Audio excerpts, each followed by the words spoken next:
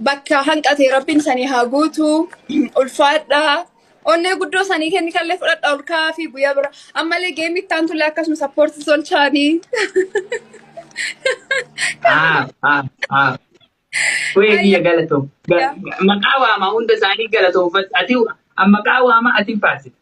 Fu'aadillee faarsi. Fu'aadoo ulfaadhu kabajamii. Hebboo ammallee hebboo. Eebooyyee kabajamii ulfaadhu. Ammallee DJ dirree DJ dirree. Kuus galatoomii. Ammallee reedu ammallee araarso ammallee musliya hunda isaanii. Reeduyyee galatoomii.